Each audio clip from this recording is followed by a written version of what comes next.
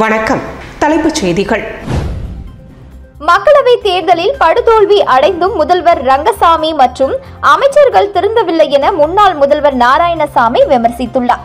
புதுச்சேரியில் உள்ள தனது இல்லத்தில் செய்தியாளர்களை சந்தித்த முன்னாள் முதல்வர் நாராயணசாமி, என்ஆர் காங்கிரஸ் கூட்டணியில் உள்ள பாஜக நியமன மற்றும் சுயேட்சை எம்எல்ஏக்கள் முதல்வர் அமைச்சர்கள் மீது ஊழல் புகார் தெரிவித்துள்ளதால் காங்கிரஸ் கட்சி சார்பில் சொல்லப்பட்ட புகார்கள் ஊர்ஜிதம் செய்யப்பட்டுள்ளது என்றும், பதவி போட்டியில் மக்கள் நல திட்டங்களை ஆட்சியாளர்கள் செயல்படுத்தவில்லை என குற்றம் சாட்டினார். குப்பை வாருவது, மதுபான தொழிற்சாலை, சிகப்பு குடும்ப அட்டை என அனைத்திலும் ஆட்சியாளர்கள் ஊழல் செய்கின்றனர் என்றும், ஊழல் சம்பந்தமான புகார்களுக்கு முதல்வர் ரங்கசாமி அமைச்சர்கள் வாய் திறக்காதது ஏன் என்றும், ஆட்சி அதிகாரத்தை பயன்படுத்தி ஊழலை மூடி மறைக்க பார்க்கின்றனர் என்றார். இந்த ஆட்சி ஆட்டம் கண்டுவிட்டது என்றும், இந்த ஆட்சியின் நாட்கள் எண்ணப்படுகின்றன எனவும், அவர்களின் உட்கட்சி விவகாரத்தில் காங்கிரஸ் தலையிட விரும்பவில்லை என தெரிவித்தார். மக்களவை தேர்தல் படுதோல்விக்கு பிறகும் முதல்வர் ரங்கசாமி மற்றும் அமைச்சர்கள் திருந்தவில்லை என்றும், ஆட்சியாளர்களின் ஊழல் முறைகேடு குறித்து பிரதமர் உள்துறை அமைச்சருக்கு கடிதம் அனுப்ப உள்ளதாக தெரிவித்தார். பகுஜன் சமாஜ் கட்சியின் தமிழக மாநில தலைவர் ஆம்ஸ்ட்ராங் வெட்டி படுகொலை செய்யப்பட்டதை கண்டித்து புதுச்சேரியில் பகுஜன் சமாஜ் கட்சியினர் கண்டன ஆர்ப்பாட்டத்தில் ஈடுபட்டனர். சென்னையில் தமிழக பகுஜன் சமாஜ் கட்சியின் மாநில தலைவர் ஆம்ஸ்ட்ராங் வெட்டி படுகொலை செய்யப்பட்ட சம்பவம் பெரும் அதிர்வலையை ஏற்படுத்தியுள்ளது. இதற்கு அரசியல் கட்சியினர் மற்றும் பல்வேறு தரப்பினரும் கண்டனம் தெரிவித்துள்ளனர். இதனிடையே புதுச்சேரியில் ஆம்ஸ்ட்ராங் கொலை வழக்கு குற்றவாளிகளை கைது செய்ய வலியுறுத்தியும், சட்ட ஒழுங்கை பாதுகாக்க தவறிய தமிழக அரசை கண்டித்தும் பகுஜன் சமாஜ் கட்சியினர் அண்ணா சிலை அருகே கண்டன ஆர்ப்பாட்டத்தில் ஈடுபட்டனர். மாநில தலைவர் மூர்த்தி தலைமையில் நடைபெற்ற ஆர்ப்பாட்டத்தில் சிறப்பு அழைப்பாளராக அதிமுக மாநில செயலாளர் அன்பழகன் பங்கேற்று ஆம்ஸ்ட்ராங் படத்திற்கு மலர் தூவி அஞ்சலி செலுத்தி கண்டன உரையாற்றினார். ஆர்ப்பாட்டத்தில் சுமார் 50க்கும் மேற்பட்ட பொதுநல அமைப்பினர் கலந்து கொண்டு உண்மையான குற்றவாளிகளை கைது செய்ய வேண்டும், சட்ட ஒழுங்கை பாதுகாக்க தமிழக அரசை கண்டித்து கண்டன கோஷங்களை எழுப்பினர். புதுச்சேரியில் மத்திய பணியாளர் தேர்வாணையம் சார்பில் இருவேறு தேர்வுகள் 9 மையங்களில் நாளை நடைபெறுகிறது. புதுவை அரசு பணியாளர் மற்றும் நிர்வாக சீர்திருத்த துறை சார்பு செயலர் ஜெய்சங்கர் வெளியிட்டுள்ள செய்திக்குறிப்பில், மத்திய பணியாளர் தேர்வாணையம் வருங்கால வைப்பு நிதி அமைப்பில் உள்ள நேர்முக உதவியாளர் பதவி மற்றும் இஎஸ்ஐசி செவிலியர் அதிகாரி ஆகிய பணிகளுக்கான போட்டித் தேர்வை நடத்துகிறது. வருங்கால வைப்பு நிதி உதவியாளர்களுக்கான தேர்வானது நாளை காலை 9:30 மணி அளவில் தொடங்கி பகல் 11:30 மணி வரை நடைபெறுகிறது. இதற்காக புதுச்சேரி முத்தையால்பேட்டை மகாத்மா காந்தி வீதியில் உள்ள பாரதிதாசன் அரசு மகளிர் கலைக்கல்லூரி வளாகத்தில் தேர்வு மையம் அமைக்கப்பட்டுள்ளது. வருங்கால வைப்பு நிதி உதவியாளர் தேர்வுக்கு 315 பேர் அனுமதிக்கப்பட்டுள்ளனர். செவிலியர் அதிகாரி தேர்வுக்கு 3305 பேர் அனுமதிக்கப்பட்டுள்ளனர். தேர்வு மையங்களுக்கு சிறப்பு பேருந்துகள் இயக்கப்படுகின்றன. தேர்வு நேரத்திற்கு 30 நிமிடங்களுக்கு முன்னதாகவே அனைவரும் வர வேண்டும். தேர்வறைக்குள் அனுமதிக்கப்பட்ட அட்மிட் கார்டு மற்றும் அதில் குறிப்பிட்டுள்ள எண் உள்ள அடையாள அட்டையை கொண்டு வர வேண்டும் என குறிப்பிடப்பட்டுள்ளது. பாரதிய ஜன சங்கத்தின் நிறுவனர் டாக்டர் ஷியாம் பிரசாத் முகர்ஜியின் 123வது பிறந்தநாள் விழா ஊசுடு தொகுதி பாஜக சட்டமன்ற உறுப்பினர் அலுவலகத்தில் இனிப்பு வழங்கி கொண்டாடப்பட்டது. ஊசுடு தொகுதியின் சட்டமன்ற உறுப்பினரும் அமைச்சருமான சாய்ஜே சரவணகுமார் அறிவுறுத்தலின் பேரில் பாரதிய ஜன சங்கத்தின் நிறுவனர் ஷியாம் பிரசாத் முகர்ஜியின் 123வது பிறந்தநாள் விழா ஊசுடு தொகுதி தலைவர் ஐயனார் தலைமையில் 10 கண்ணு பகுதியில் உள்ள சட்டமன்ற உறுப்பினர் அலுவலகத்தில் இனிப்பு வழங்கி மரக்கன்றுகள் நடப்பட்டு கொண்டாடப்பட்டது. இந்நிகழ்ச்சியில் அலங்கரிக்கப்பட்ட டாக்டர் ஷியாம் பிரசாத் முகர்ஜி உருவப்படத்திற்கு பாஜக தொகுதி தலைவர் ஐயனார் தலைமையில் மாலை அணிவித்து மலர் தூவி மரியாதை செலுத்தப்பட்டது. இதனைத் தொடர்ந்து கூடப்பாக்கம் பகுதியில் உள்ள தாமரை குளத்தில் மரக்கன்றுகள் நடப்பட்டது. இந்நிகழ்ச்சியில் தொகுதி பாஜக நிர்வாகிகள் உட்பட பலர் கலந்து கொண்டனர். திண்டிவனம் அடுத்த ரெட்டனை அங்காளம்மன் கோவிலில் ஆனி மாத அமாவாசையை முன்னிட்டு ஊஞ்சல் உற்சவம் நடைபெற்றது. உற்சவர் குறி சொல்லும் குரத்தி அலங்காரத்தில் பக்தர்களுக்கு காட்சியளித்தார். விழுப்புரம் மாவட்டம் திண்டிவனம் அடுத்த ரெட்டனை கிராமத்தில் கோவில் கொண்டுள்ள ஸ்ரீ அங்காளம்மன் கோவிலில் ஆனி மாத அமாவாசை ஊஞ்சல் உற்சவம் நடைபெற்றது. மூலவர் அங்காளம்மன் சந்தன காப்பு அலங்காரத்தில் பக்தர்களுக்கு காட்சியளித்தார். உற்சவர் குறி சொல்லும் குரத்தி அலங்காரத்தில் நின்றபடி கோவில் உட்பிரகாரம் வலம் வரும் காட்சி நடைபெற்றது. இதனைத் தொடர்ந்து உற்சவர் கோவில் வளாகத்தில் ஊஞ்சலில் கொலு வீற்றிருக்க செய்தனர். ஊஞ்சலில் குறி சொல்லும் குரத்தி அலங்காரத்தில் இருந்த அம்மனை பக்தர்கள் தாலாட்டி வணங்கினர். இந்த ஊஞ்சல் உற்சவத்தில் திரளான பக்தர்கள் கலந்து கொண்டு சுவாமி தரிசனம் செய்தனர். புதுச்சேரியில் முதியவரை ஏமாற்றி நகை பணம் திருடிய வழக்கில் குற்றம் சாட்டப்பட்ட பெண்கள் இருவருக்கு தலா 2 ஆண்டுகள் சிறை தண்டனை விதித்து நீதிமன்றம் உத்தரவிட்டுள்ளது. புதுச்சேரி வானரப்பேட்டை ஜெயராம் செட்டி தோட்டத்தை சேர்ந்தவர் வீரமணி. இவர் கடந்த ஜனவரி மாதம் வீட்டு வேலைக்கு பெண்கள் தேவை என நண்பரிடம் கூறியுள்ளார். இந்த நிலையில் 2 பெண்கள் வேலை கேட்டு வந்துள்ளனர். அவர்களை வீட்டில் தங்க வைத்துள்ளார். அப்போது அவர்கள் சமைத்த உணவை உண்ட வீரமணி மயங்கினார். அவர் மயக்கம் தெளிந்த போது வீட்டில் இருந்த 15 பவுண்ட் நகைகள், 35,000 ரூபாய் பணம் உள்ளிட்டவை திருடப்பட்டிருந்தது. இது குறித்து ஒதியஞ்சாலை காவல் நிலையத்தில் வீரமணி புகார் அளித்தார். இது தொடர்பாக மதுரையை சேர்ந்த முத்துலட்சுமி, சித்ரா ஆகியோர் கைது செய்யப்பட்டனர். இவர்கள் மீதான வழக்கு விசாரணை புதுச்சேரி முதன்மை குற்றவியல் நீதிமன்றத்தில் நடைபெற்று வந்தது. விசாரணை முடிந்த நிலையில் குற்றம் சாட்டப்பட்ட 2 பெண்களுக்கும் தலா 2 ஆண்டு சிறை தண்டனையும் அபராதமும் விதித்து நீதிபதி உத்தரவிட்டார். இந்தியன் ரெட் கிராஸ் புதுச்சேரி கிளை சார்பில் தீ விபத்தில் வீட்டை இழந்த குடும்பத்திற்கு சமையல் உபகரணங்கள் வழங்கப்பட்டது. புதுச்சேரி சொக்கநாதன்பேட்டை தெற்கு அணைக்கரை வீதியில் வசிக்கும் மணிமொழி வீடு தீ விபத்தால் பாதிக்கப்பட்டது. இதனையடுத்து Indian red cross society Puducherry கிளையின் சார்பில் பாதிக்கப்பட்ட குடும்பத்திற்கு சமையல் உபகரணங்கள் வழங்கப்பட்டன. Indian red cross society Puducherry கிளையின் சேர்மன் லட்சுமிபதி தலைமையில் நிர்வாக குழு உறுப்பினர் ஐயனார், ஆயுட்கால உறுப்பினர்கள் சங்கர நாராயணன், கந்தசாமி மற்றும் தன்னார்வலர்கள் இந்த உதவினை வழங்கினார்கள். அதிமுக பொதுச் செயலாளர் எடப்பாடியாரை விமர்சித்த தமிழக பாஜக தலைவர் அண்ணாமலையை கண்டித்து அதிமுக மாநில செயலாளர் அன்பழகன் தலைமையில் 100க்கும் மேற்பட்ட அதிமுகவினர் அண்ணாமலையின் உருவப்படத்தை கிழித்து கண்டன ஆர்ப்பாட்டத்தில் ஈடுபட்டனர். தமிழக பாஜக தலைவர் அண்ணாமலை அதிமுகவையும் அதன் பொதுச் செயலாளர் எடப்பாடி பழனிசாமியையும் விமர்சித்து பேசியதை கண்டித்து புதுச்சேரி அண்ணா சிலை அருகே அதிமுக மாநில செயலாளர் அன்பழகன் தலைமையில் 100க்கும் மேற்பட்ட அதிமுகவினர் போராட்டத்தில் ஈடுபட்டனர். அப்போது அண்ணாமலையின் உருவப்படத்தை கிழித்து தங்களது எதிர்ப்பை தெரிவித்தனர்.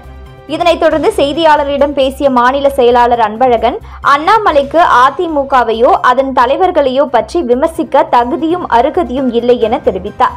புதுச்சேரி மாநிலத்தில் பாஜக ஆட்சியில் இருந்தும் பாராளுமன்ற தேர்தலில் படுதோல்வி அடைந்தது ஏன் என்றும் இது பற்றி பேச அண்ணாமலைக்கு திராணி இருக்கிறதா என கேள்வி எழுப்பிய அன்பழகன், புதுச்சேரிக்கு அண்ணாமலை வந்தால் சரியான பதிலடி கொடுப்போம் என எச்சரிக்கை விடுத்தார்.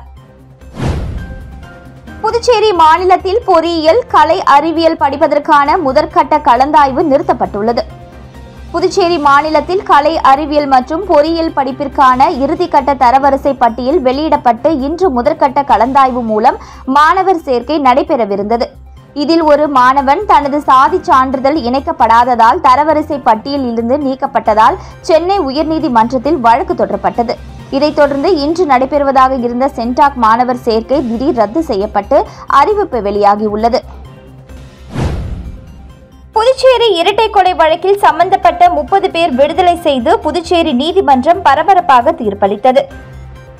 புதுச்சேரி தாவீதுபேட் நகராட்சியின் குடியிருப்பை சேர்ந்தவர் பிரபல ரவுடி பாம் ரவி. இவர் மீது 6 கொலை வழக்கு உட்பட பல வழக்குகள் நிலுவையில் இருந்தது.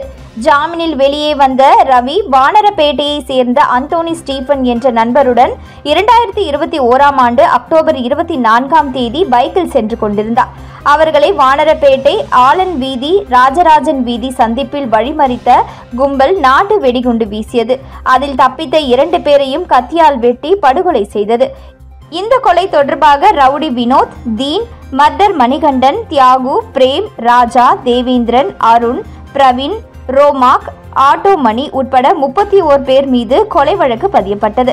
இந்த இரட்டை கொலை வழக்கு விசாரணை புதுச்சேரி 3வது கூடுதல் மாவட்ட அமர்வு நீதிமன்றத்தில் நடந்து வந்தது. வழக்கு விசாரணை முடிந்து இன்று தலைமை நீதிபதி சந்திரசேகரன் இன்று தீர்ப்பு வழங்கினார். அதில் சந்தேகத்திற்கு இடமின்றி காவல்துறை குற்றங்களை நிரூபிக்க தவறியதால் வழக்கில் குற்றம் சாட்டப்பட்ட 30 நபர்கள் விடுதலை செய்வதாக கூறி தீர்ப்பளித்தார். இதில் போலீசார் கைது செய்யும் போது கையில் ஆயுதங்களுடன் இருந்ததால் பிரேம் என்ற குற்றவாளிக்கு 7 வருட தண்டனையும் 10,000 ரூபாய் அபராதமும் விதிக்கப்பட்டது. புதுச்சேரி குருமாம்பேட் பகுதியில் எழுந்தருளி உள்ள ஸ்ரீ மகா சாம்ராஜ்ய லலிதா ஸ்ரீ யோக மாயா லலிதாம்பிகை ஆலயத்தில் அமாவாசையை முன்னிட்டு சிறப்பு மகா அபிஷேகம் மற்றும் மகா தீபாராதனை நடைபெற்றது. புதுச்சேரி குருமாம்பேட் பகுதியில் அமைந்துள்ளது ஸ்ரீ மகா சாம்ராஜ்ய லலிதா மற்றும் ஸ்ரீ யோக மாயா லலிதாம்பிகை திருக்கோவில். இந்த திருக்கோவிலில் ஆனி மாத அமாவாசையை முன்னிட்டு ஸ்ரீ லலிதா மகா யாகம் நடைபெற்று ஸ்ரீ மகா சாம்ராஜ்ய லலிதா மற்றும் ஸ்ரீ யோகமாயா லலிதாம்பிகைக்கு பால், தயிர், சந்தனம், திருநீர், திருமஞ்சனம், குங்குமம், கலச நீர் என பல்வேறு வாசனை திரவியங்கள் கொண்டு மகா அபிஷேகம் செய்யப்பட்டு மலர்களால் அலங்கரிக்கப்பட்டு தீபாராதனை காட்டப்பட்டது. தொடர்ந்து ஸ்ரீ மகா சாம்ராஜ்ய லலிதா மற்றும் ஸ்ரீ யோக மாயா லலிதாம்பிகைக்கு சகசரநாமம் பாடப்பட்டு மகா தீபாராதனை காட்டப்பட்டது. இதில் பக்தர்கள் பலரும் கலந்து கொண்டு லலிதாம்பிகை அம்மனை வழிபட்டு சென்றனர். இதற்கான ஏற்பாடுகளை மகேஸ்வர சாஸ்திரி செய்திருந்தார். புதுச்சேரியில் 60 ஆண்டுகளுக்கு பிறகு நடைபெற்ற சேவல் சண்டை போட்டியில் 10க்கும் மேற்பட்ட மாநிலங்களில் இருந்து சுமார் 1000க்கும் மேற்பட்ட சேவல்கள் பங்கேற்றன. பொங்கல் பண்டிகையின் போது தமிழர்களின் பாரம்பரிய விளையாட்டுகளான ஜல்லிக்கட்டு, கிடா, சேவல் சண்டைகள் தமிழகத்தில் நடைபெறும். இதேபோல புதுச்சேரியிலும் சேவல் சண்டைகள் நடத்தப்பட்டு வந்தது. ஆனால் சேவல்கள் துன்புறுத்தப்பட்டு வந்ததாகவும் சூதாட்டத்தில் ஈடுபடுவதால் சட்ட ஒழுங்கு சீர்கெடுவதாகவும் புகார் எழுந்தது. இதனால் சேவல் சண்டைக்கு தடை விதிக்கப்பட்டது. இதனையடுத்து தேங்காய் திட்டை சேர்ந்த ஒருவர் சேவல் சண்டை நடத்த கோர்ட்டில் அனுமதி கேட்டார். சில நிபந்தனைகளுடன் சேவல் சண்டை நடத்த கோர்ட் அனுமதி வழங்கியது. இதன் பேரில் புதுச்சேரி மேட்டுப்பாளையம் கனரக வாகன முனையத்தில் சேவல் சண்டை இன்றும் நாளையும் நடக்கிறது.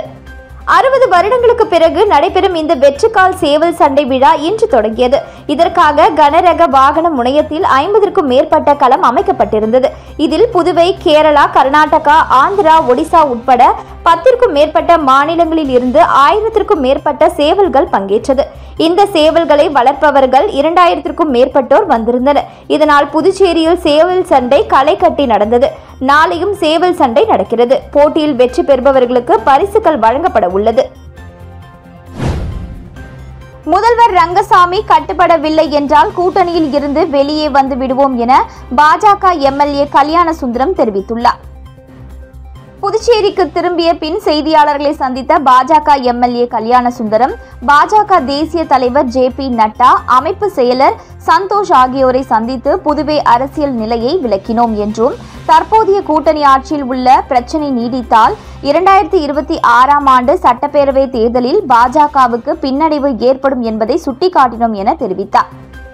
சட்டமன்ற உறுப்பினர்களிடம் கையெழுத்து பெறும்பொழுது பல வாக்குறுதிகளை அளித்த முதலமைச்சர் வாரிய தலைவர் பதவிகளை தருவதாக கூறினார். ஆனால் தரவில்லை என்றார்.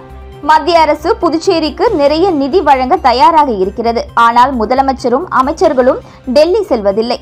மாநில வளர்ச்சிக்கு ஒத்துழைக்கவில்லை. பெரும்பாலான துறைகள் முதலமைச்சரிடம்தான் இருக்கிறது. முதல்வரை சந்திக்க சென்றால் பார்க்க முடியவில்லை என கூறினார். முதல்வர் ரங்கசாமி கட்டுப்படவில்லை என்றால் கூட்டணியில் இருந்து வெளியே வந்து விடுவோம் என்றும், கூட்டணியில் இருக்க வேண்டும் என முதலமைச்சர் விரும்பினால் ஒத்துழைப்பு தர வேண்டும் என்றார்.